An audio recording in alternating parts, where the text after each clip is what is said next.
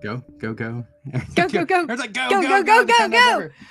The countdown is over. Hey, everyone.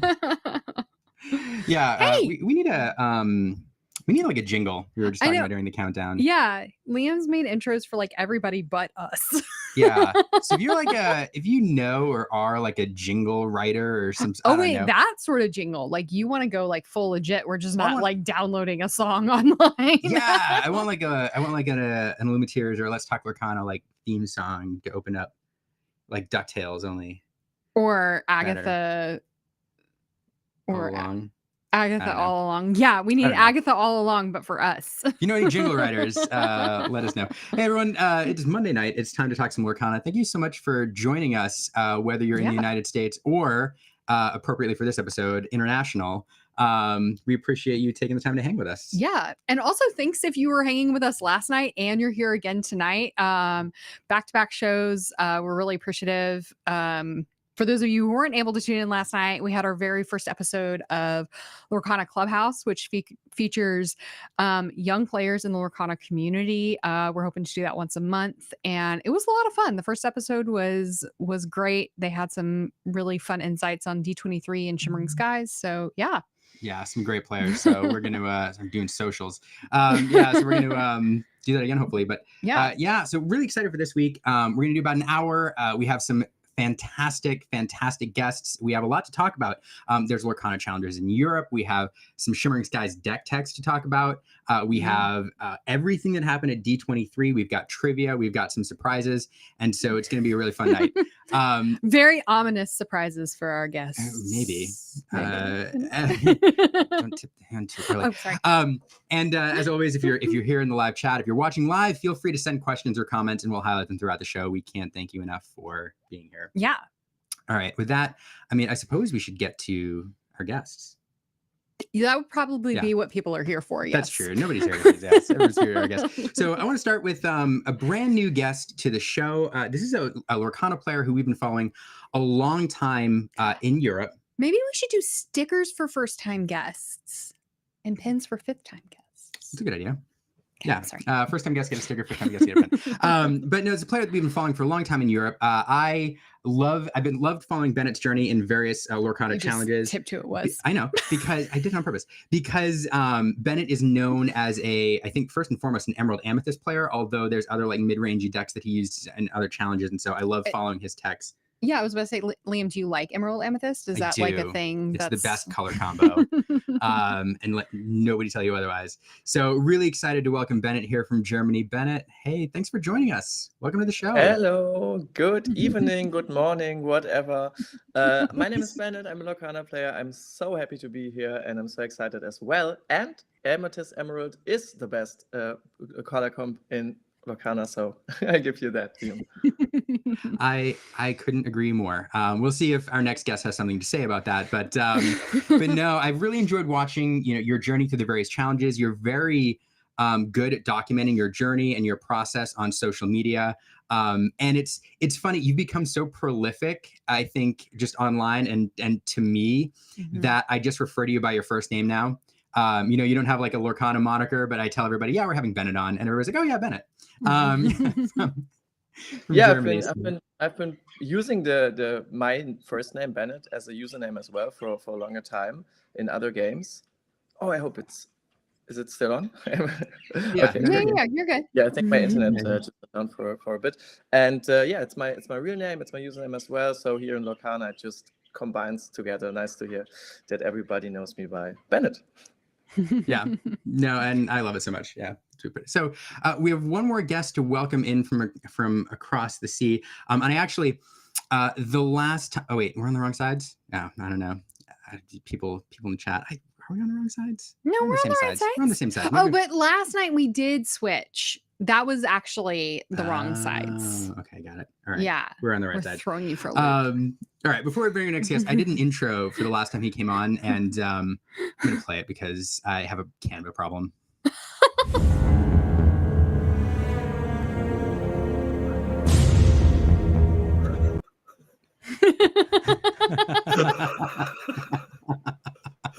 That was the best thing I've ever seen in my life. I need to employ you to produce all of my content from now on. If I have more time, I'm going to clip out your laugh from one of your videos and overlay it with the ominous music. Brilliant. I half wanted to the actor in me knew what to do, but I was just enjoying it so much. And like, you've set a bar now, Liam. Like, anytime I appear on a show, that's the bare minimum. That's the goal. You're gonna come like one time. You're gonna come on, and we're gonna have forgotten your intro. You're gonna be like, excuse me, where is my intro? Call my agent. I need to make an intro. Oh, Bigger, thanks. Thank you. No, thank you for that.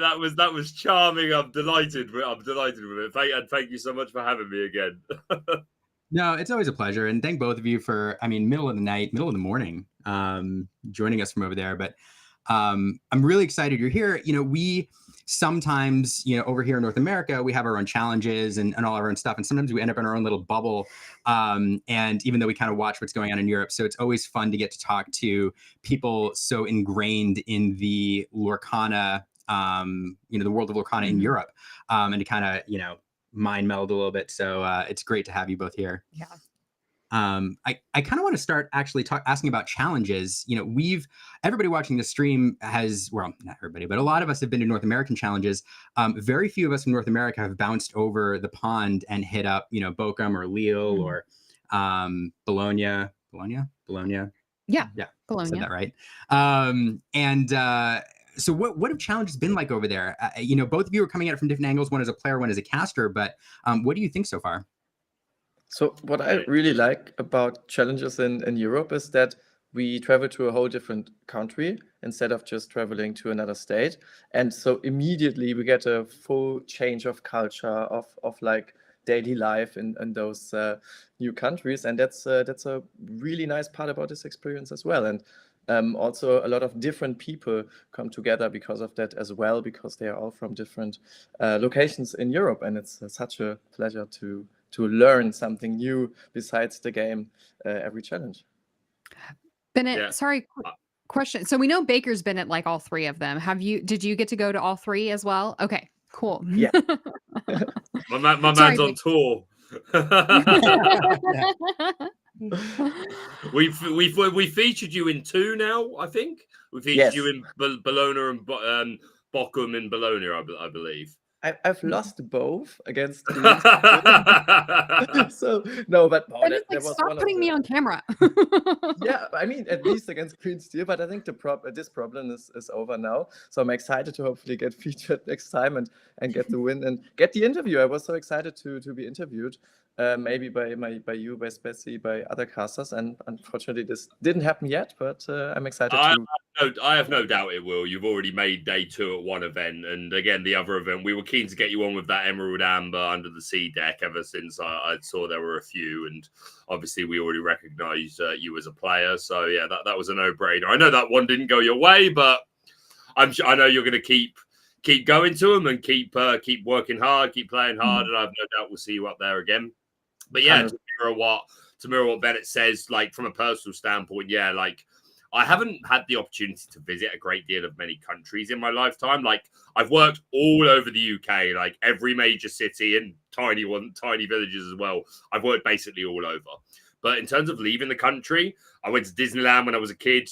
I went to Australia when I was like 10 because I've got family there. I worked and then as an actor, I worked in Cyprus for a couple of years and I worked in Zante. So not bad, but not the biggest field of places. So getting to go to Lille, I'd been to Paris, but it's great to get to go back to France and see a different part of it a little bit. Going to Bochum was amazing. Like Germany had always been a place that I'd wanted to visit, so that was awesome. And then Italy has always been high on the list of places that I wanted to visit. So yeah, as Bennet said, it's great to visit these places, and yeah, you get just a little taste of the culture of different lifestyles and different, like just meeting different people. That's great. And then like as a content creator / caster / personality, whatever I am these days, it's sort of really unique and cool to like see your reach in a way, because you're meeting people from different countries that are coming up and saying like, oh, they're coming up and saying, can you do the laugh, or can we sing Be Prepared together? they just want a photo, or they want Ratigan signed or something, and it's super humbling, like people that I don't necessarily know, they might not be active on social media, and I try and be active on social media, and any players that are, I probably know who you are, or at least heard of you, but obviously not everyone gets themselves involved in that bubble, but they still consume content, even if they don't add to it. So it's really interesting to meet more people that like you may have never interacted with before, but that's just great. And then as a caster, like what greater honor. I know you know this, Liam, as well. Like what greater honor is there that then in the first year of this beautiful game, we get to be the voices of it in many ways, which is an honor. It's a big responsibility. It's something I take really seriously. And it's been absolutely life-changing to me. And like I say that as someone who has had, I wouldn't say the most successful career, but definitely an interesting career, like following a path as an actor and singer. Like not every job was big bucks and big theatre lights. Some were, like there were some down along the way, but I've done a lot of interesting things, but I still say this is the greatest thing I've ever done with my life. And it's just such an honor to be involved. And everyone I've got to do has been an honor. And with any more opportunities that may come my way, I plan to take full advantage of them. You can't say it any better than that. I mean, that's why we love talking with you. I just echo everything you say completely.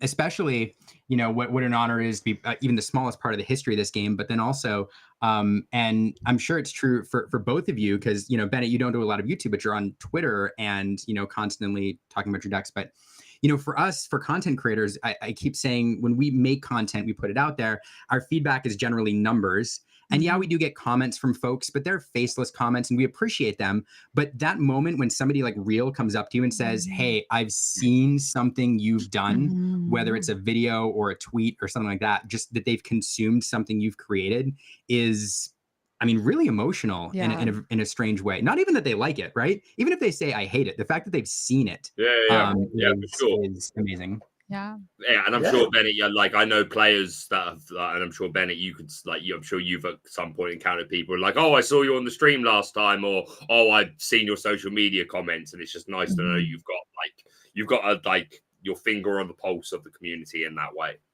100%. I have a small anecdote because last time in Bologna, two people, I think even local people, came up to me and they were like, "We are your fans," and I was so confused. I understood friends instead. I was like, "You mean followers? What do you mean friends?"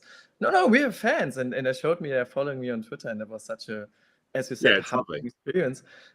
Because I think I'm just a player. I love the game, and that's why I'm tweeting so much about it and engaging in the community as well, because I love every single person who loves Lorcana.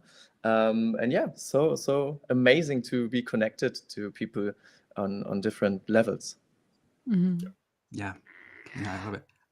No, I just wanted to ask a little bit more about like the experience of the challenges here in North America.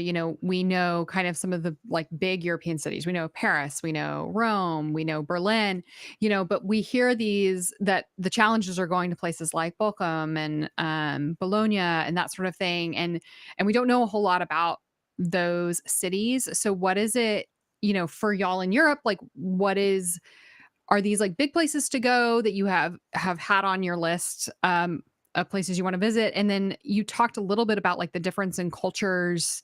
What has really stood out to you as being like different from your home, and what has been really cool?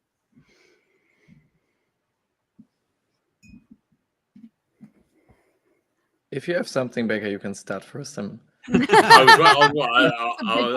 was going to let you go first. Well, for a start, I don't have the best knowledge. Like even being European, my geography isn't the best. I'd heard of Lille, I'd heard of Bologna and Bochum, but I wouldn't say that in my thoughts of like, whenever I was daydreaming about traveling, I wasn't really too fussy in many places of I need to go specifically here. I think just anything that is like a fair representation of that country's culture is fair game to me. Like, don't get me wrong. Like there are certain places in the world where I would want to see specific things. Like I want to see the Colosseum in Rome one day. That's on my to-do list. Like that's something I need to see with my own eyes. For America, like I trained in theatre. Like I have to see Broadway at some point in my life. and go and see a Broadway show, because it was such a big part of my life for such a long time. So those are a couple of examples maybe of like more specific places in the world I would like to visit. But by and large, like I'm just happy to like go anywhere that they want to send me. I'll make the most of it. And, you know, like when I went in Bochum, for an example, I met a lot of the German community who were just top notch, like really fantastic people, really welcoming. Had a really great. I've had a great experience with all the people I've met. But in Germany was great, and like they spent a lot of the time saying to me of like, oh, you should go here in Germany, you should go here in Germany, and it just gets you excited for like the future and like, well, hey, who knows, maybe next year they move the DLC to a different part of XYZ. You got to think Germany's high on the list because they've got headquarters there. So maybe we do get the chance. Yeah, so maybe we do get the chance to see different places in different countries. You know, I'm very much just enjoying the ride and like treating everyone like it could be my last. So yeah, I'm trying to think of it more in that respect and enjoy the here and now rather than put too much stock in, oh, I hope they go here. Don't get me wrong, there was that, oh, I hope that Euros is in Disneyland. And I think we all like, and again, for North America, for Disneyland in America, like I think we all collectively had that hope that that would happen. But by and large, I'm happy to just go anywhere, and like anything I get to see and like experience, then that's an absolute plus. And your second question in terms of like anything that's really stood out, I mean, this is cliche and probably a bit of a cop-out answer, but I went to Italy desperate to be wowed by the food, and I was not disappointed. For a reason, you know? Yeah. I agree. I can fully agree. Oh, that's it's so incredibly good compared to the like pasta and pizza I have here. Anywhere. Anywhere. Crazy. And food is one of the things I'm always looking forward to when I'm traveling to a new country, because I want to experience things and then I can experience things with my body actually.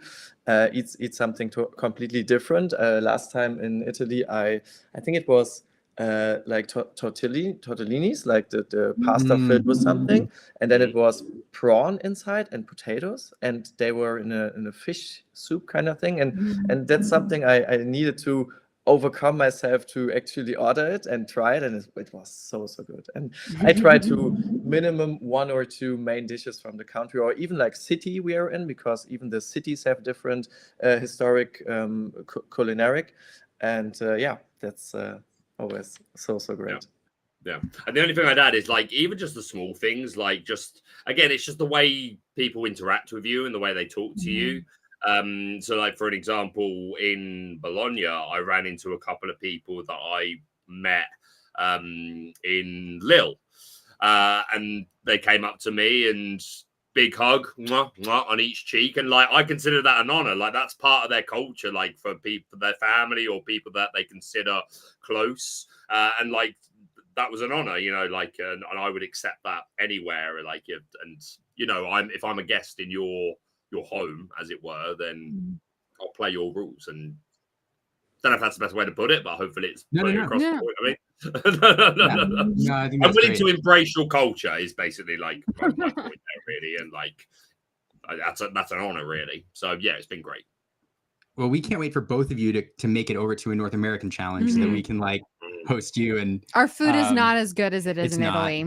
It's not. I'm gonna just maybe our barbecue. I'm just gonna put that out there. Yeah, maybe our barbecue. The one time I ever went to America, I went to play Yu-Gi-Oh when I was like 16. I got tragically ill, and I still blame the food. That's probably true. I mean, I'm not gonna lie. It's, No. I mean, we do have like really good restaurants, but yeah, I mean, we have like, some health and safety standards. Some, yeah. I think it was on. McDonald's. I think it was just a McDonald's like close to where we landed. It was in California. Well, I think I identified your problem, Baker. No food safety standards there. So I do have we have plenty more to talk about, and I do want to move on from Europe challenges in just a second. But before we do, I kind of want to issue a challenge to Baker if you're up for it. Okay. All right. Well, you know I'm not going to say no, but I'm scared. I know you're not. I'm really putting you on the spot here. So excited for this. So Baker. So for those who have been watching both the North American and the European challenges, there's been a bit of a competition. an unofficial competition going on that some people were aware of, some people weren't. That's been tracked, and it's a No, Disney. Actually referenced at D23. It was actually referenced to Yeah. D23 by Michelle. It's canon. It's canon now. It's a Disney reference and pun competition, and we wanted to have. And so, this competition is coupled with the fact that Aaron and I have recently got into a delightful British show called Taskmaster, which everybody should go look up. It is hilarious. There was a task they did recently, a test for one of the characters, where they asked one of them to do a pun about a certain thing, and they wanted to see how many they could do in 60 seconds. So right now, Baker. Oh, wow. Okay. I want to know. I'm going to start a clock. And if you're up for it, I want to see how many Disney references and/or puns you can do. Doesn't in the context of Lorcana, whatever. In 60 You're giving seconds. him too much time to think about it. I am. And time starts now. So I went into the last Lorcana challenge with one last hope. I was hoping to get one jump ahead of the competition. I was hoping to bring us into a whole new world, to be completely honest with you. I knew I needed to be prepared, so I did everything I could in my power. I even wrote down some notes of my fishbone quill. I was feeling a little peckish, so I went to the ice cream van, got a couple of popsicles out, and I just needed to heal what had been hurt. You know, I was feeling a little hurt, needed to do that. I grabbed a few things from, it was a bit of a mess in here. I grabbed your swords. I put them where they needed to be and all that. Of course, the Sorcerer's bloody spell book is out again, so I needed to put that away. Wouldn't you Adam and Eve it? Trident's trident had just fallen out the sky. So I caught that, put it where it needed to be. 10 seconds. And then after that, essentially, we don't talk about Bruno because that's something that we don't do on Monday evenings. And I've forgotten every Lorcana card that exists. Oh, wow, that was 11. Oh my goodness. That was a lot of pressure on the. Oh my goodness. Some of that made no sense, but I'll take it. You can show the teleprompter now. Holy cow! Yeah, That wasn't just Disney references. That was all Lorcana references. So I mean, I feel like he did complete Lorcana references. I'm going to give him a bonus point because it's subjective. It is a subjective he ruling. Doesn't need the bonus point. I'm going to. He doesn't need to know that. I'm going to give Baker one bonus point because it was not just Disney. It was all Lorcana. So that is 12 points for Baker. So we did. To be fair, I said that there was a competition, all that. The reason we asked Baker to do this is because I couldn't get anybody else here live because they all had competing events. But I did put Rebecca on the spot earlier on a video call to see what she could do. 60 seconds to do as many Disney puns as you can, head to head. Oh, okay. Yep. On the spot. On the spot. Like, you gave her too much time too. Disney puns, casting puns, something about puns. Yep. About anything. Anything. Like if Baker thinks he wants to win, he needs to let it go. Yeah. Okay. I'm starting your time right now. Oh gosh. Okay. Okay. Lorcana Villain might think that he is king undisputed, but my puns are always changing, always flowing. So it's pretty good. Yeah. Let's see here. On the spot is hard. Yes, it is. Okay. Yeah. Baker's going to be wondering when will Rebecca's puns ever end? Yep. He's going to be a little black rain cloud when I win the pun war. It's a good one. And let's see here. Did I say that I just can't wait to be queen again of the puns? So 10 seconds. 10 seconds. And I'm gonna lose it. Nope. Yes, you are. Think anymore. Okay.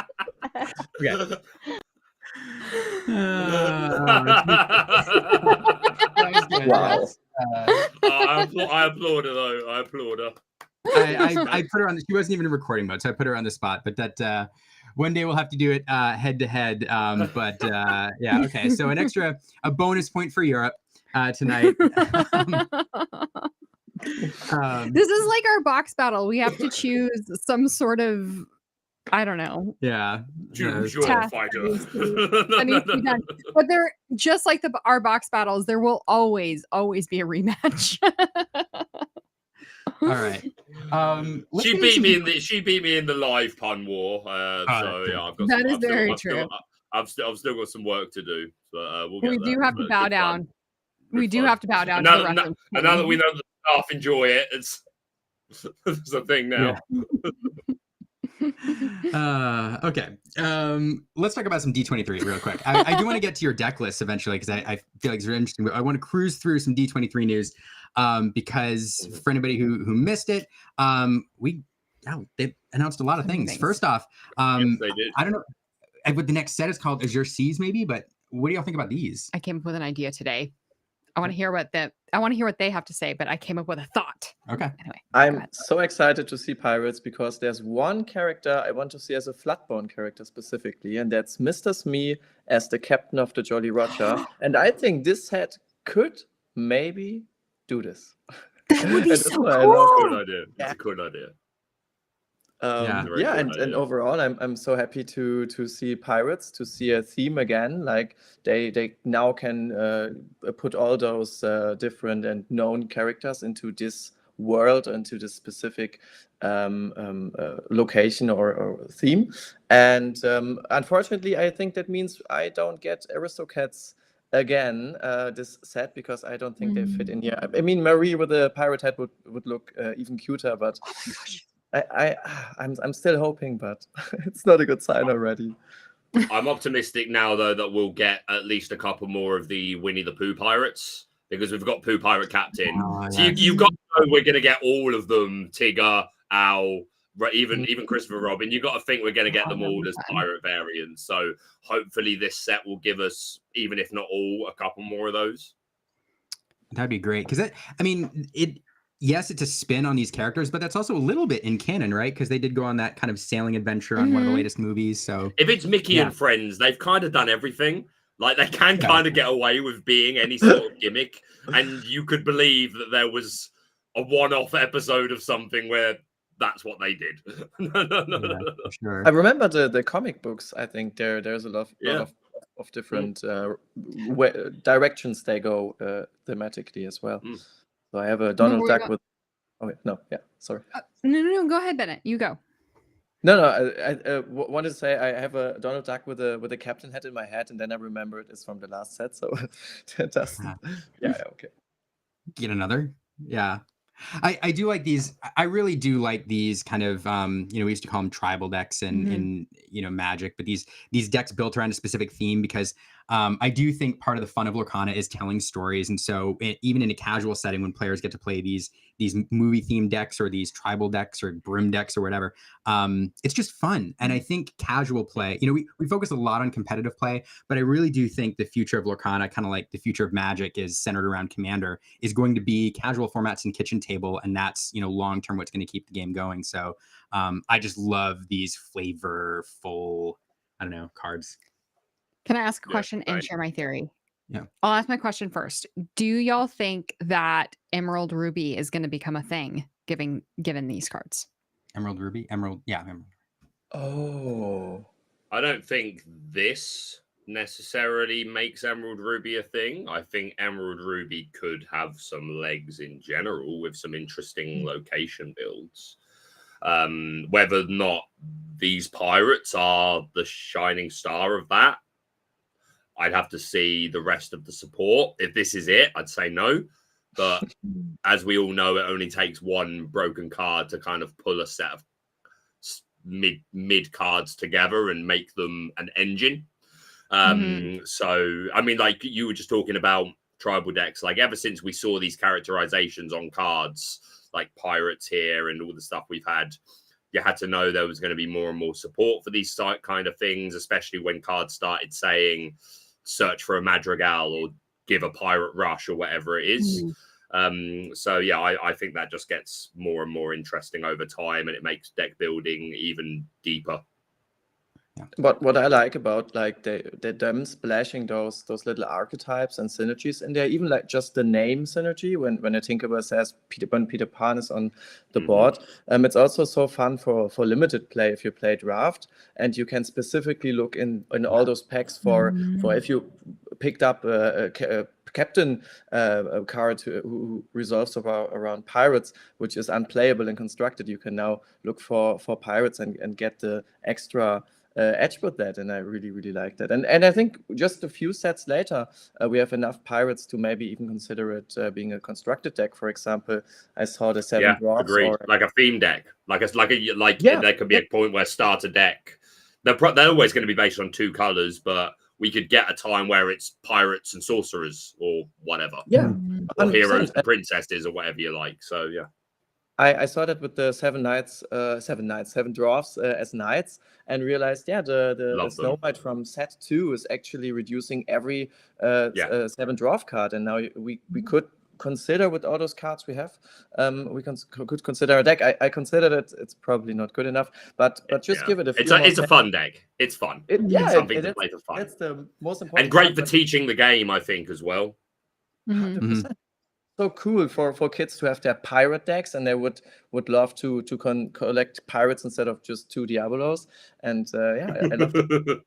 Yeah, instead of just 2 Diablos. Okay, so my theory or my thought today was, so when they started talking about this at D23, I think Rochelle didn't say that like the theme of set 6 was going to be pirates, but she said the theme of set 6 was going to be like the sea, ocean, Yeah. and the like. And then today I was watching the Moana 2 trailer. So I was wondering and thinking, would Lorcana have Moana 2 characters in it before Moana 2 gets released? That would be something we haven't What- seen yet. That'd be interesting. What's the release Wow. date for Moana 2? It's Thanksgiving Day in the US, so that's November 28th. Okay, so not far from the release Right. date of. I think it's plausible, and to be honest, like, I know nothing about the business side of any of this, but even from a layman, it like doesn't take a genius to work out that if you're on the team Lorcana and Ravensburger team, it makes sense to say like, hey, can we arrange something so that we can have a card that already resembles something from your film? And it makes every sense from Disney's perspective as well, as far as I'm concerned. It's like it's that extra bit of advertising. You know, don't get me wrong, they're going to assume people playing Lorcana are there in their audience anyway, but that doesn't mean anything. There's no reason not to tease it in that way. Maybe that's how we see a line of a song that's in the film, or whatever it might be, or a new character. Depends how big of a bone they're willing to throw. So I think what you're suggesting absolutely happens at some point. I hope you're right that it's this early, because that sounds like a brilliant idea. Yeah, one of the theories that Liam and I had like at the beginning of our content creation journey was like, is Disney going to lean into Lorcana at some point to promote their films in advance of them coming out? And I'm sitting here going, okay, we're about to have a sea themed set 3 weeks before a movie that is really centered around the sea and the ocean. I'm like, oh my gosh, is it going to happen this soon? Oh, it would be amazing. And it makes that's my sense for theory. them to wait like 1, 2, maybe even 3 years to get the game established, and then work off that. And I'm thinking now about promo cards in the cinema, for example, would be so cool. And or an extra like mini set for a franchise that comes out or something like this. So exciting. Always the other way, also the other way around. In a couple of years, maybe the Lorcana universe canonically has evolved so much and so much to offer that they can do like series and films with it. Oh, I could talk about this all day. I so want this. So I recently did a short story. So I recently was recommended and discovered. I can't remember what it's called, but it is the Netflix series based on League of Legends. Which I don't know if any of you. So good. Arcane. Yeah. That's it. Yeah. And some people in chat might know. So I know nothing about League of Legends, never played it at all.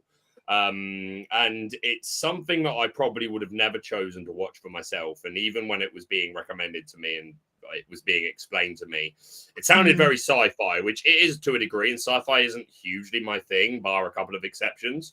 But my point being, it's not something I would have ever chosen to watch, but I watched it because it came recommended from a good friend, and it blew my mind. Absolutely incredible. The art style is fantastic. The characters are so deep. I could talk about it all day. I won't. Reason to bring it up is it made me think all over again of like man, you could do this for Lorcana with the lore and the story that they're telling. You could absolutely do something like this. I think getting those green lights from Disney are going to be a lot harder than you might think, but we got a dream, right? And this is the thing. I have every belief that with more success from Lorcana, Disney will trust them more and more and more. Like Bennett said a minute ago, it makes sense to get the game a little bit established before saying, yeah, of course you can release a card from a film that isn't technically quite out yet. But as that trust grows, and like even something similar to like there's the crossover with Villainous and you get the Prince John promo. Like Bennett said, like go see the film and get an alternate artwork of a card in the set. Yeah. Awesome. Yeah. Carolyn pointing out in chat that Pokemon did this back in the day when the first Pokemon movie came out, and I still have my Pokemon cards. All right, we're gonna rapid fire the next few so we can get some decks. On a scale of 1 to 10, how excited are you that Pocahontas is finally coming to Lorcana next year? 10. Basically every movie I've watched and gets announced for the game, it's always a 10 because I can relive the memories I've had watching films. I'm so happy growing up with Disney, like hardcore growing up, because my mom is such a big Disney fan. So Lorcana hit home for me, not from the card game side, but also from the Disney side. And yeah, as I said, every time a new movie gets announced, even like a new side character from a movie, really niche, and I have a memory with it, it's always so great. That's why I'm exactly the same. Disney is very much like embedded in my personality and my history, and I had that same relationship with my mum where we would watch them over and over again. So yeah, my love of Lorcana is deeper than just enjoying TCGs. It's very much the love of these stories, and yeah, Pocahontas is absolutely up there with some of my favorite Disney films that I watched multiple times. I am very intrigued to see how broken Colors of the Wind is going to be, because it needs to be broken, right? And like it should be like it should be prepared, whole new world level of like defining, as far as I'm concerned. Like not just because it's an iconic song, but Colors of the Wind, like how could you get a more on theme card for the world of Lorcana? So if Colors of the Wind ain't broken, then something went wrong. And if the art isn't stunning, something went wrong. Yeah, I mean, totally come agree. on. All right. Oh yeah. 10. 10. I will vote 10. Oh, it's Chippendale. My favorites. Yeah. I have a fondness for Chippendale, but I'll be honest, I don't remember a lot of the other characters very well. Gadget, Monty, and the Fly is. Oh, you're gonna get called out in the chat for this. Yeah, Gadget. Hey, I got Gadget and Monty. That's pretty good. Yeah, this is a great one. I really want to hit the next one. I want to know Black Cauldron. Who saw this coming? I mean, I feel like you did. I said to myself, I would Google it, because for some reason it rings nothing in my head. So I'm glad to hear what this is about. I need to watch this as well. Zipper. Another one. Is it a whole movie? Yeah. So nobody watched this film because Disney, when you watch it, kind of the history of this film, but Disney was leaning into the dark, kind of earthy films that were popular in the 80s, like The Hobbit and Secret of Nim, all of these others. Don Bluth was kind of pushing them. And they made like a Don Bluth style dark fantasy film. And it's very different. I feel like I've been told I would enjoy this. So I will, and if it's going to come to the game, then of course I'm going to watch it. But yeah, this one I did end up missing, but sounds super cool. Looking forward to getting to know it better. Yeah, it's probably one of the darker Disney films. Very good. Except for Gurgi. Gurgi is delightful, and Hen Wen and Prince Alan Wei. Yeah. Anyway, all right. I think that's there's a Pixar slide next. We could talk all about Pixar. But I want to get onto decks because we're running out of time. We're just going to skip over Pixar. Okay, Pixar's coming. Pixar's coming. Pixar's no big deal. Whatever. It's whatever, you know. All right. We have a whole 2 years to talk about Pixar. All right. Before we go to decks, number one Pixar character you want to see first. One character. Who is it? I hope she's called Violet, the daughter from the Incredibles. Yeah. Yes. Incredibles in general, I would take every card. So definitely that's my pick. I think it has to be Woody. I think Woody the number two would be Jack Skellington, and I want Nightmare Before Christmas in the game, but Toy Story is the other one, and I think Woody is the perfect representative to bring Pixar into the game. I can't think of any character that encompasses Pixar better, in my opinion. So it's got to be Woody. What about you? It's Wally for me. Honestly, I just What love that if character. what if they do the lamp, the Pixar lamp as a pet? Yes. So That would this be came up in the amazing. kids show last night because I was Oh. about to say, like, I was originally going to say Woody, but I do think it should be the lamp or the ball. I So mean, the lamp has a name. Yeah, that would be cool. The lamp is Luxo Jr. oh. So the lamp has a name. Yeah. Wow. Didn't know that. Yep. So pretty cool. No, that's the ball. Carolyn says that's the ball. All right. Are you sure? All right. Carolyn, Carolyn, what's the name? All right. Carolyn says it's the ball. All right. One of them has a name. Anyway, lots of Lorcana fans or Pixar fans in the chat. All right. I do want to get onto decks because I'm really excited to talk. You both are incredible players, and I'm really excited to talk to you about what you're brewing up for Shimmering Skies. You know, the meta is about to shift quite a bit, and a lot of players are looking for what their favorite players are brewing as they get ready for set championships and perhaps Lorcana Challenge, not Toronto because we're doing the weird meta. But Vegas. So Bennet, I've queued up your deck here first. I'm super excited that is a Emerald Amethyst deck. What do you got going on here? Yo, that's the first ground I'm trying to build up from. The purpose here is to include like the package I think is the best for Emerald Amethyst that I know from previous sets, like the best cards I want to see. And I splashed in a few cards I find very interesting from the new set. And now I'm trying them and either going up or down with them or cutting them completely. And what this deck tries to do is the same as before. We can be very aggressive and can play a lot of cards early because we have a really good resourcement.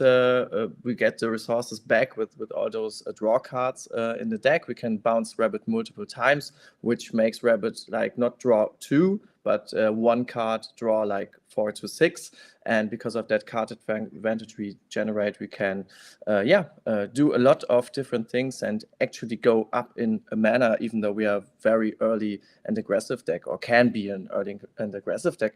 And what I also really like about this color combination is the ability to generate tempo with plays like giving back cards from your opponent he already has paid ink for and maybe hasn't even used it, because this card is, for example, a card that has to tap for an effect, and this way I take a lot of tempo and protect my board as well. So I'm trying the library. I think it's really good. Also, you have to be a bit careful with locations if they are not like I slam it every time I draw it, which I think library is not, because same for Castle. Even Castle was inked before, even though it's a really good card, because sometimes you need to get back to the board. And I think there's what I really like about the potential meta, because what's hard when you now build a deck compared to set 4, where Pixar-born was still alive at the start of the set, and we instantly had a feel what to expect as a meta. And now when you brew a deck, I think it makes more sense to try like a ground and have a few spots open that can react to certain meta games potentially, and not already lean, for example, into it's Daisy, it's aggro, I have to have like 10 answers now against an early board, like rather try to find a middle ground and then adapt to the meta from that. Because what I wanted to say is I can again play the Queen of Hearts. It's the card I brought up on stream in Bochum, which probably surprised a few people, because I think it has not seen competitive play before. And I used it because this one extra damage was relevant in the meta I played in, to kill off Diablo with Pegasus. And right now with Rafiki, 3 + 1 is 4, I can maybe hopefully kill the Daisy with it. And those are a few thoughts on this. I love it. Baker, I have some thoughts, but Baker, what do you I really like the addition of is it Bonsai? Is that his name? Yeah. Hyena. Yeah, I think that's like the fruit, like trading. I think that's super good. I mean, as Bennet said, I very much jumped on this Queen of Hearts because it's something you don't see every day, and you're always looking for different things to talk about. So I jumped on this very much because, as you say, it doesn't see a lot of play. But yeah, as you say, it's like relevant for quite a common line that you'd have had that you'd have been experiencing of Diablo Pegasus, and yeah, it's a way to finish off the Daisy. Absolutely makes sense. What do you think about Lyle, Tiberius Rourke? Yeah, every list I've seen yet is it has Lyle included, like from 3 to 4. But what I think, all the people say that Lyle is really good against aggro because it steals the lore. But what I'm trying to think of is, how are your minions dying if your opponent has a lot of low attack, high lore questers? And that's what we need to figure out. And I think Lyle is too situational. I don't say he's bad. He's probably a potential good answer for a certain aggressive and fast meta game. But as I said, I want to build a ground, and Lyle would be more of a spot I include if I see certain patterns in which he can help me. But yeah, that's something we need to figure out. It's uninkable, so it's always dangerous to include a card that's very specific. And with this deck, the cards that don't quest for a lot are not that like tempo-ish. I want them as inkable, or at least usable in other situations than against a specific deck. Like because I suppose the Queen, even if the damage isn't relevant, she's still a cheap quest for 2 at the end of the day. Yeah, exactly. Yeah. And you're enjoying the Mother Gothel line. That's something I have to try now. I like that I can with the 2-drop now get rid of everything, like the genie in the beginning of set 3. I think Artobex included it in his first list, and I liked him back then because he can just give me so much tempo by giving up something. But again, the cost of his uninkability, and he on 6 was way too dangerous for a hand.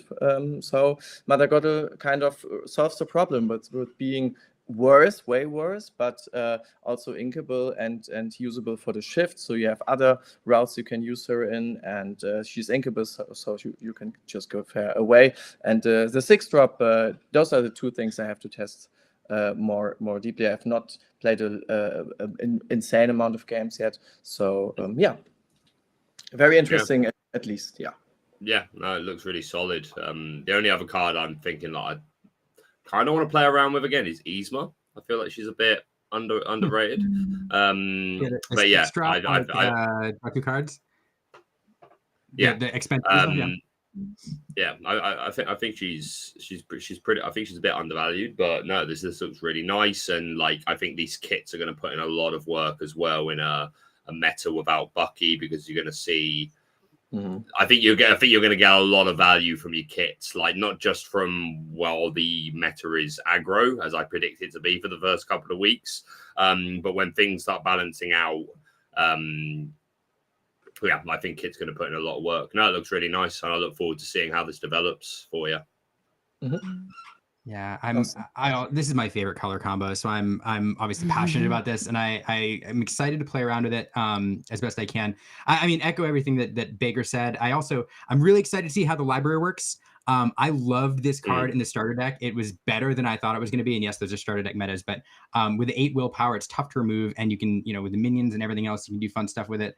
I also like the small Mother Gothel because, you're getting rid of Mother Knows Best in here, which is one of your removal answers. And so this gives you the goat bounce or rabbit bounce on your side, and also some removal over there. And so, yeah, this is fun. I'm excited to see how it develops as well. No, it's always fun to cast EA tempo as well. So I'm glad that it seems like it's going to have a resurgence. This deck is so dynamic.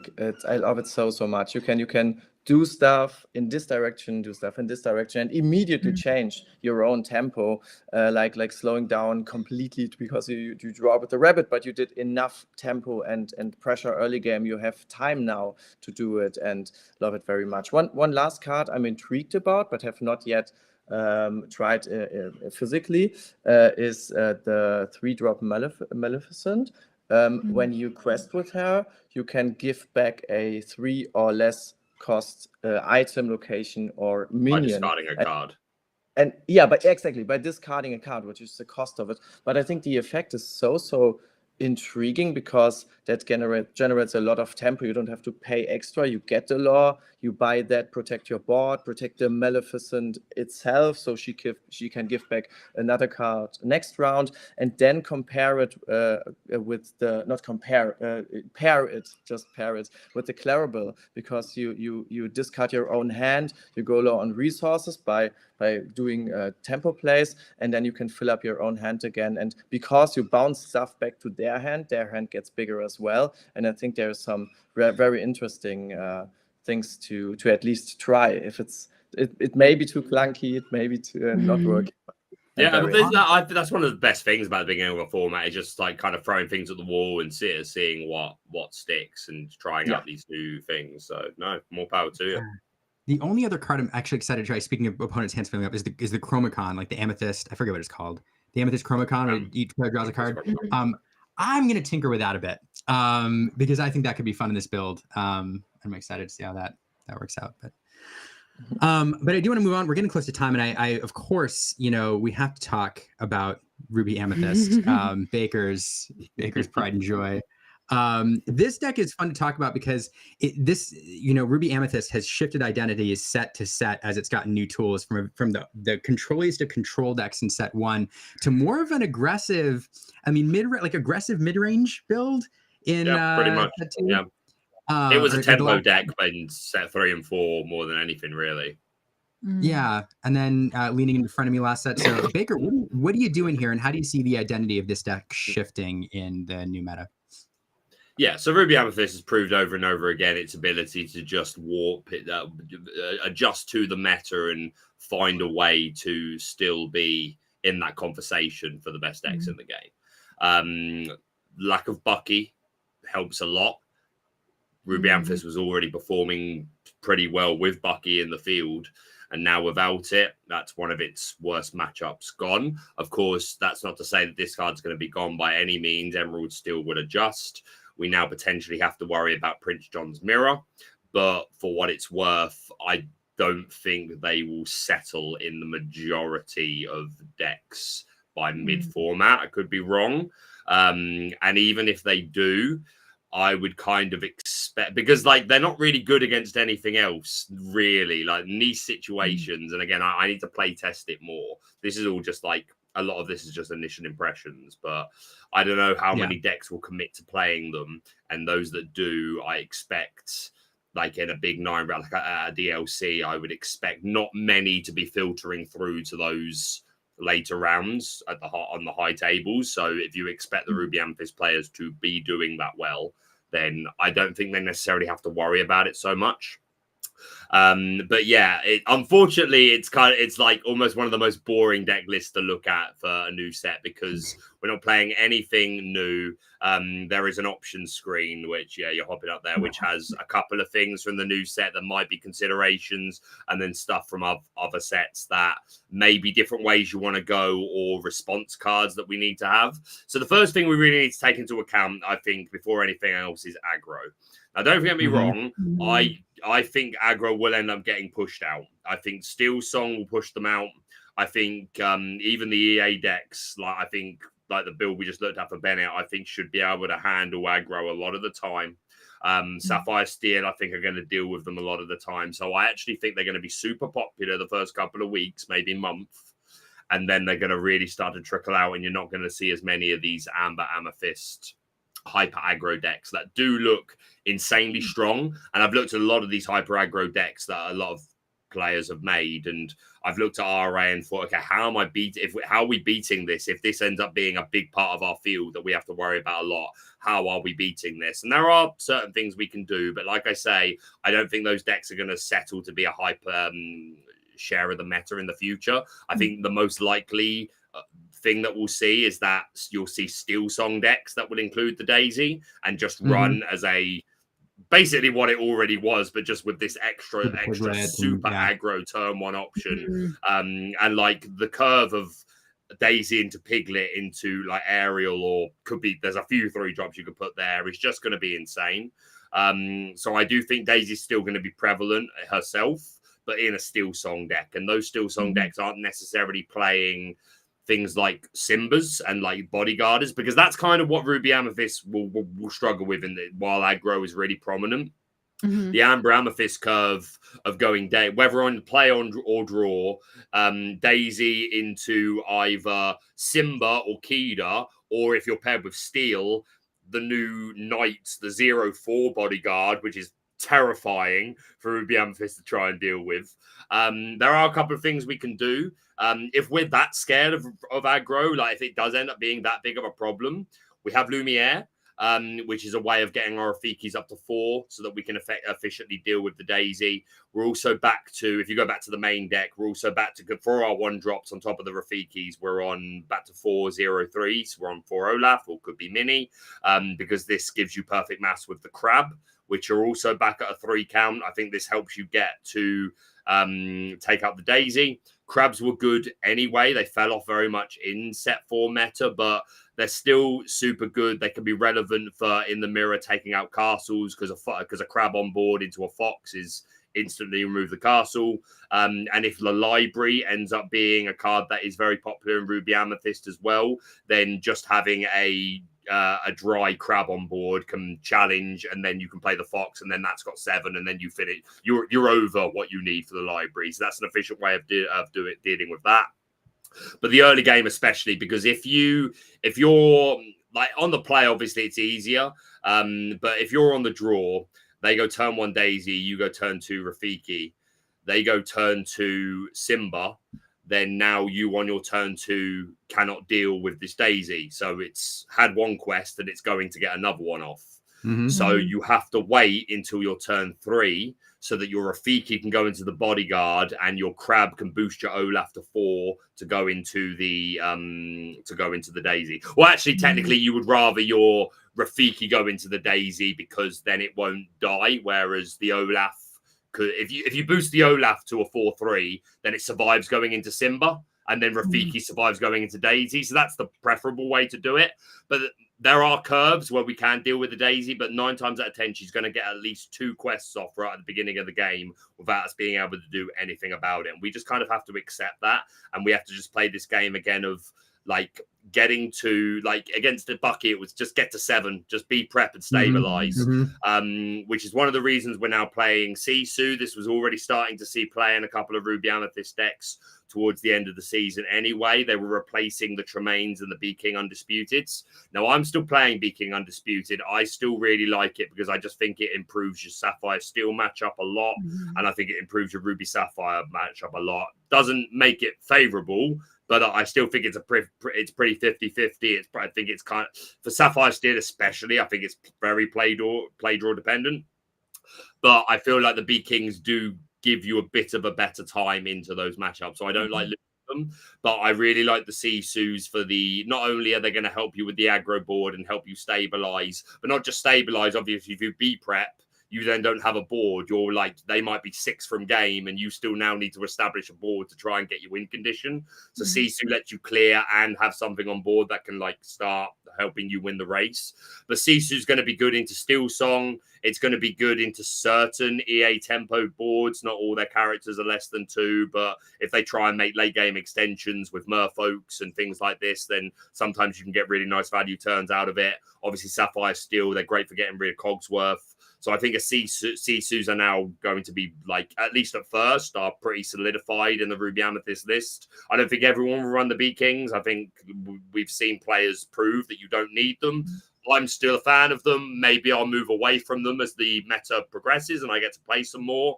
But I think the Sisus are a must. And as such, obviously, you run the 4/3 drop, which is just so well statted. And we still have that Flynn Sisu Castle line if we think that curve is beneficial to us. Because it's not always, I think some players are too quick to take it when it's not always the right play. Like I did an interview today with Moyun, who run Blue Steel in Bologna and made top 16.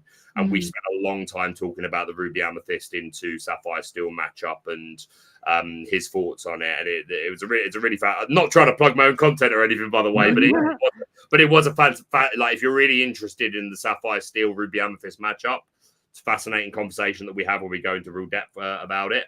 But largely, yeah, this is how I'm feeling, what I'm feeling good about for the beginning.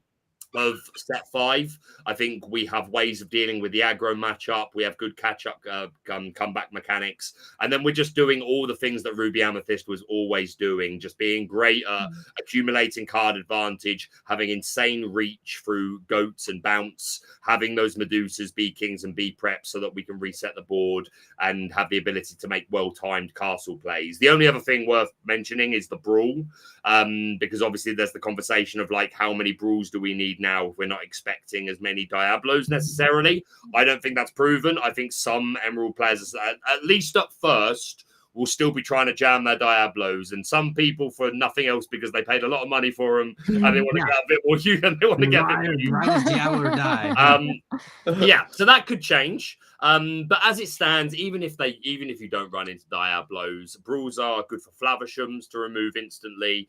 And against the aggro matchup, it's not it's okay if you brawl their Baloo or their Donald or whatever, so that you can then challenge their Lilo or whatever. It's fine. You'd nearly always rather develop a body that could do it. Like, I don't like having to run brawl, so I'd like to move to a lower count. But at least at first, I still think it's important to have and not just be punished by these Diablos that might come down. And again, they're good for Flavishams. They're good for aerials, for upsetting the tempo. But just to finish off, if you just go back over to the options slide, because I've talked about, I can talk about Ruby Amethyst literally all day, but yeah, just to finish off, there's a few options here that could absolutely end up being ways that we go. The library, I know some Ruby Amethyst players are a big fan of. I'm not a believer yet. I'm not ready to put into words why I'm not a believer yet. I'm still trying to summarize it well, but I'm not a fan of the library up front. I think it could be good, but it's not where I'm starting. Teeth, I'm super keen to get back into the deck. I love Teeth. I'm running Kuzgos anyway. I'm running 1/3s. Great targets. Yeah, so there's a ton of synergy there. There's an argument you could I could lower the brawl count to 2 to get one of these in. Again, it's going to be matchup dependent. Sometimes you're going to want that Teeth to be the brawl for Flavisham or something. But I think of all cards on this screen, Teeth is the one I'm most keen to get in. Scar is kind of whatever. Like if Hyper Aggro ends up being a player, then Scar could be good. But again, I don't think Hyper Aggro sticks around for too long. Magicka Dispel is interesting if the discard decks end up being really, really good. And by discard, I mean more the Amber Emerald decks that want to play You Have Forgotten. Like the decks that want to go Prince John's Mirror, make you discard to 3, and then go Sing Sudden Chill, play You Have Forgotten Me. Because I don't want to deal with that. So if that ever becomes big enough, then we have Magicka. I'm not expecting that to happen, but it's an option you can play around with. The Elephant is super interesting and good against aggro, actually, as well, especially with Teeth. It's another way that you can get these small bodies off the board that quest for a lot.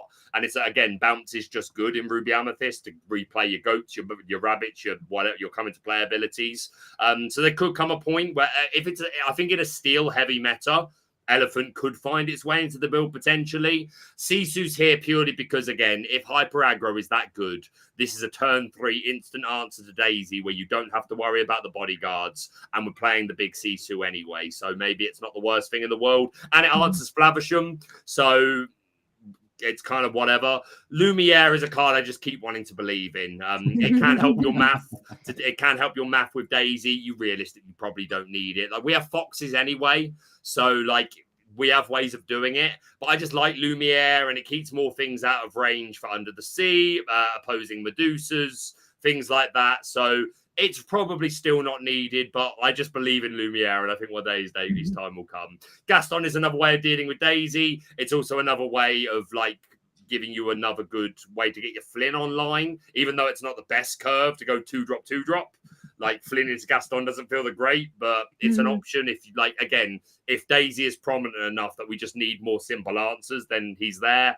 Pascal is something because, again, if you opposing Pascals, we don't have any ways to hit other than, or Pegasus. We don't have a way to hit those other than Brawl, which feels super bad to be turn 3 brawling a 1-drop Pegasus or Pascal. So yeah, again, a lot of these cards are meta responses to seeing how the field goes. And of course, if you do play library, then you play the Chernobog's followers nearly without a doubt, and maybe you find room for brooms as well. So a lot of these are, some of these are more realistic than others. Pinocchio is one that another card I just believe in so much. We got rid of him largely because we got Brawl, but I just don't like Brawl, and I really liked Pinocchio, like. Just the ability to be able to reuse it multiple times because it's so cheap for snakes and foxes. Like, you can really upset board states. Realistically, it's probably not going to make the cut, but like, these are cards that I could see potentially finding their way back into the list depending on how the meta shapes. Some more realistic than others, but I'm pretty sure Ruby Amethyst will continue to be a dominant deck. And hey, I'm a Ruby Amethyst fan. I like that. I don't see that as a problem, but I am excited for more other decks to be able to raise to that same level and compete with it, because I want a healthy meta where multiple things can shine. And I think Ruby Amethyst will have another good season. Yeah. Baker, have you been thinking about Ruby Amethyst very much? Because I don't know. For anybody watching, if you weren't aware that Lorcana Villain is one of the folks you should be following for like the top-notch Ruby Amethyst content. Like it's I don't know. Do you dream about Ruby Amethyst? Like, I spend an unhealthy amount of time thinking about Ruby Amethyst. Are your dreams in purple and red? You just all of your dreams are purple and red. But I can relate to that. 2 weeks before Bologna, I went to bed thinking about Lorcana every single night. I tried to reflect on practice I had. I tried to go through lines my opponents can have, and it was crazy. I would expect to dream more about Lorcana than I do. Luckily, I don't. I have a bit of rest in the night from Lorcana. But I also told my friends after Bologna, because I got 1 week in Italy after that. I stayed there for a couple of days to have vacation. And I said to my friends that I have a Lorcana-free week there. And exactly 1 day later, I was in Dreamborn and built at 5. So I can't leave it in. I can't quit yet. Yeah. No, say again? Yeah, one card, Baker, I need you to have in the list of possible cards is Magic Carpet, because I have thought about it today. It's on the one hand perfect curve for the library, and on the other hand, you can kill off a Diablo potentially with it. I don't know, maybe it's a bad idea, but it was it came up in conversation last month when we were last format with my testing group, when we were just looking at ways that we wanted to play it. And it's certainly a bit of fun. And I think if you're playing the library, I think that's another reason to go down that road. So that could be an option for sure. I need to test the library. It's definitely a good card. Like, I just don't know if it's making the cut. That's what it is for me. I'm not doubting the card. I'm just doubting whether or not I want to make space for it. But testing needed for sure. Yeah, I don't like it as much in Ruby Amethyst as I do in Emerald Amethyst, because in EA, I would absolutely be playing it in EA, 100%. Yeah, 100%. Well, it is late for you all. I have to ask. Sorry, he's got fuzz on his chin. That's driving me crazy the whole show. Nobody could see it. Hide the microphone. It's super late there. Do you all have time to close out with trivia, or do you need to go? 100%. No, I'm good. Yeah, I'm game. Yeah. All right, let's do it. When I find the intro.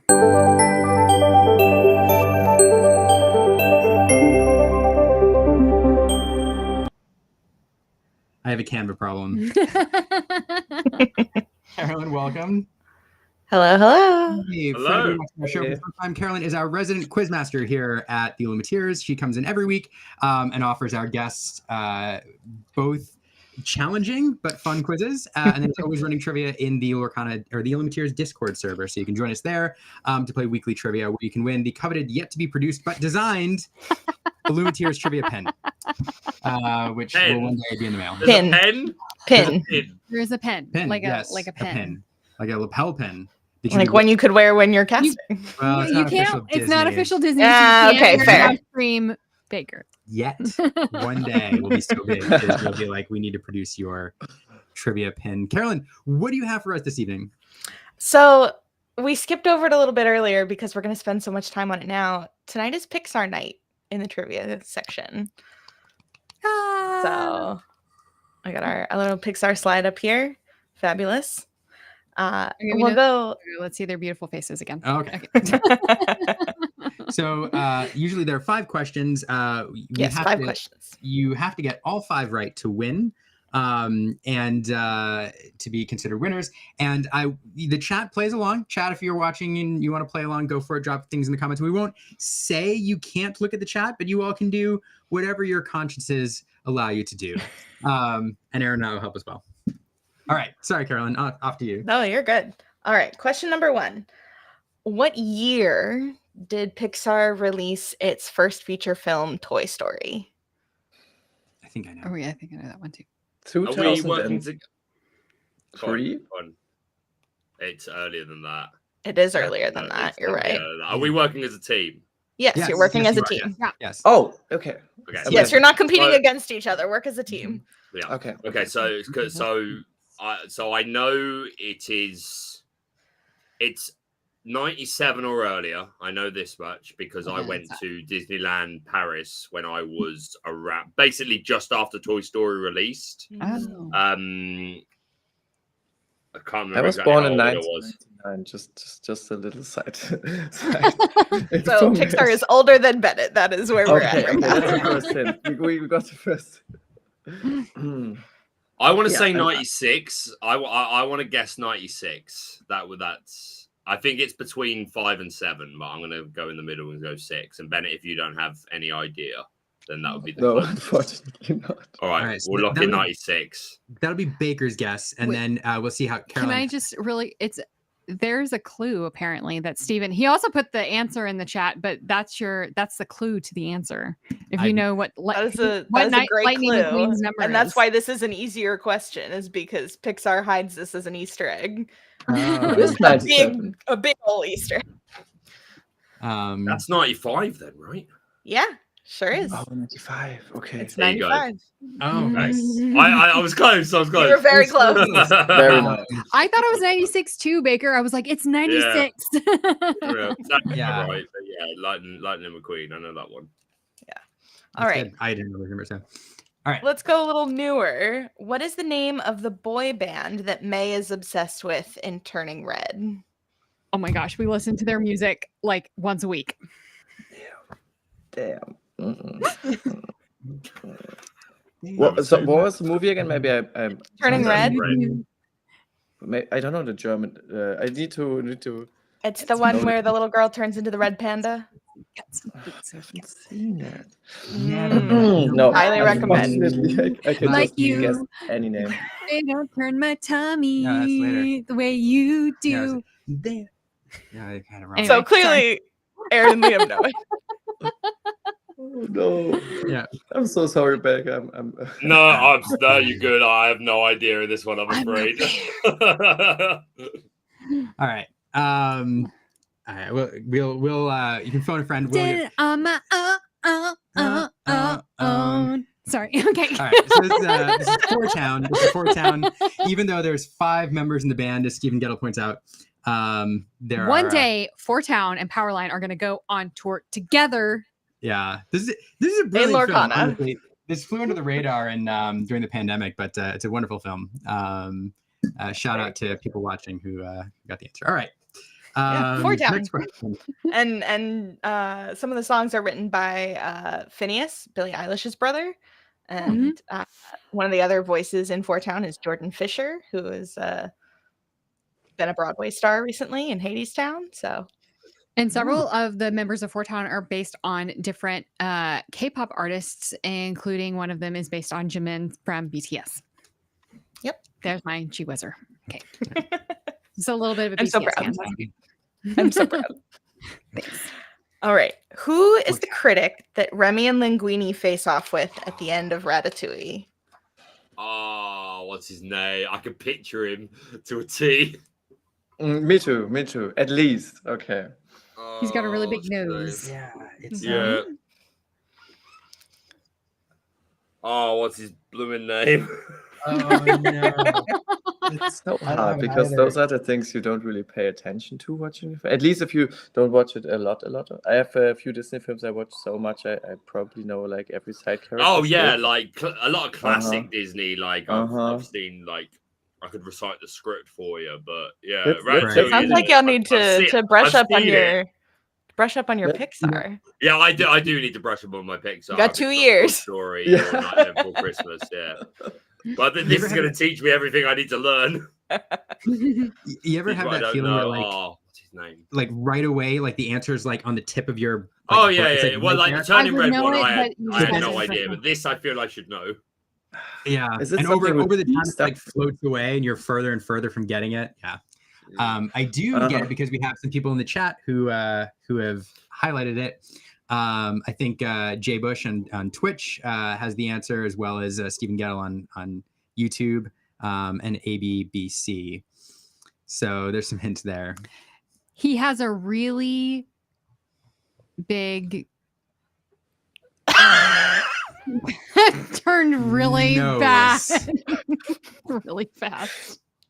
Oh, goodness gracious. Nose. You said that. Yeah, You said that one no. before. Yes, this is not. Big This is No, not that's Lorcana not- After Dark. That's not what I was going with, but Yeah, his name is. Thanks to the chat. Anyone in chat? No. All right. His name is Anton Ego. he's got a big Anton ego. Ego. Anton. I will double check if it's Anton in German as well, because I've told Aaron and Liam that I know most of the names that are not in Lorcana in German, and I will quickly check that. That's fair. I'd be This is almost interested to un- know because it's sort of a pun in English. I would imagine it's probably also a pun in German, but I will try to. Oh, Anton Ego. Wow. Yeah, that's true. That's fair. That's it is a kind of an unfair thing with the language. Unfair quiz. Yeah. But if you would have gotten it in German, I was we gonna would've say counted. I'll give you a pass. Yeah. It's, and Bill no, was it's trying to the figure out same the in British German, name. unfortunately. Bill is it trying to figure is. out what the British name Yeah. is. I can't. Bill talk is like, myself out it's of that. different in England. Let me Yeah. check. All right. Okay. Question 4. All right. Question number 4. Name getting crushed. 4 of Jack's powers. Okay. We have the fire baby. Uh-huh. He can make himself very heavy. Yes, he can It's turn like- himself into lead. Say that. He has laser eyes. He does. Sorry, Becca, you want to add something? I don't want to take every answer away from you. No, do it. You got us on this one. Okay. He can teleport. Sweet. Yes, he can teleport. Let's go. Wow. Well done. Yes, let's go. Yay, Bennett. So Bennett did say his number 1 Pixar character was Violet, right? So The He sure Incredibles. did. Yeah. My favorite Pixar movie by far is The Incredibles. Yes, I love that movie, and for some reason I had to wait like 20 years to get the second one, but it is luckily as good as the first one, so I can't be mad And- at that. Yeah, and Mrs. Incredible looks as good as the day they made the first one. I mean, Yeah. that woman does not age. She needs to, but isn't the Same here. movie directly happening after the first one? Yeah. Yeah, It's like- yeah, in the yeah. background. Because But it was otherwise she should share her skin routine. I would actually Yes. do that too. And there are folks chiming in the chat with lots of other powers because he's got the works. Yeah, Mhm. some known on Twitch, bringing up some others. The multiplication one I forgot about. Mhm. They're fun. Hmm. Yeah, there's also Demon Baby. Number 3 He coming. turns into a little monster. Yep. Mhm. Yeah, and they announced number 3 at D23 the other night. So very exciting. I've seen that. Wow. Yeah, they're doing a third one. Let's go. Incredible. So cool to hear.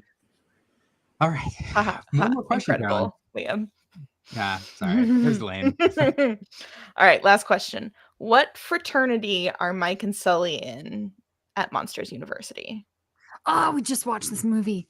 Did we? Yes, we did. Or I watched the movie. I have not watched Monster Uni. I've just watched the first one. Oh, no. unfortunately. They're definitely not in Roar Omega Roar. I know That's that for true. sure. That's the one where That's like they're the main rivals with. fraternity. Yeah. Becca, you got this. I sent you like Chat. my brain. I know one of the word. I know. What's one Wait, of the I got words? it. Wait, I know it. I know it. I know it. They're an Uzma Kappa. Amazing. Hey! Yay! That was our joker or call in. Let's go. All right. Well done. Second one. I didn't We all Google came it through for either, something Darren. there, at least. Yes, you all participated. Team effort. We all contributed. We all got Teamwork. some of them All mixed in. four of you and the chat. And the chat. And the helps. chat. All right. All right. So we'll I don't know. I give one per show, so you all have to figure out who wins the pin for this round and who wants to come back and play again. Baker, have you won one yet? I don't remember. You've been here a few times. No, but I've not done trivia for Baker before. No. You did one. You did a villains one for me. That's true, I I want a did. play mat, which hasn't arrived. I'm sure it's in the post. Calling us out, Baker. Calling us Let me out. add my notes. All right. I don't want to do any night. Yeah. All right. Good. I'm glad I have some left. Leo's pulling his notes out but doesn't have a pen. I'm like, are you going to use like my lipstick? He literally is taking my lipstick right now. Do not use that. He literally used my lipstick to make a note. Oh, well. Baker, you That were would be a loved. fun way of writing down law and the challenges. I need to remember that. Just I bring a lipstick, a red lipstick. Bring a That's true. lipstick. Yes, right on the tiny thing. And then it just comes and tries to restate it or Rewind it. Judge and like just looks start at it. over. What is this? What is this? I mean, he Oh, literally just like, okay. It's let's fine. not It's believe- fine. It's fine. It'll buff. I have to get bigger play mat and have to remember. Anyway. Thank you. Sorry, No, it's rude of me. Gosh. Gosh, I have a lot going on. I have a baby. You do. You You have a baby, and you and a whole family. Like We're going to The use that one whole until she turns 18. family. As you Just should. ride that train. and hey, if she's still living at home, you get to keep using it. I've got a 27-year-old in my house. eating food. Be back here by then. Well, anyway, How can people follow y'all on social media? Yeah, let's go there. Let's go there before we sign off. Start with Bennett. Yeah, Bennet, how Okay. can You people follow can find me. Yes, you can find me on Twitter or X. It's Bennet_Lorcana, and I uploaded a video after a 9 months hiatus on YouTube. I don't know where this journey will go, but I will try to do another one and another one, so you can follow me there as well with Bennet_Lorcana too. And I would love to see you there and chat with me, and let's talk Lorcana there as well. Yeah, and we'll make sure that's in the show notes as well as a link to Baker's socials. Baker, how can people follow you? Twitter or YouTube, Lorcana Villain. You will find me talking predominantly about deck lists, and hopefully, if I have my way, you will continue to hear my voice getting to cast the fantastic players like Good Bennet here in the future, with any hope. Yeah, Bennett, are you going to Birmingham? Yeah, I will. I need to get to Disneyland and play the European regionals there, so I'm gonna shoot my last shot there. All right. You need to get Best that, of luck Oh, to yeah. you. get that whole new world. And Carolyn, people can follow you how? At Lorcana Bell on Twitter, Naturally. Lorcana.bell on Instagram because the regular one wasn't available. You can also find me running daily games in the Illuminator Station Discord or in the Love to Lure Discord as the community admin. Yeah. Come hang out with us. Our Discord is moderately entertaining. But we're there. And we have a lo-fi bot, so you can listen to lo-fi. Anyway, All thank the you all for time. joining us this Monday night. Weirdly Materials. We are here every Monday at 8 p.m. Central Time. And you can follow us on Twitter and YouTube and Twitch and all the places. And we'd love it if you subscribed. But other than that, we'll see you all next time. And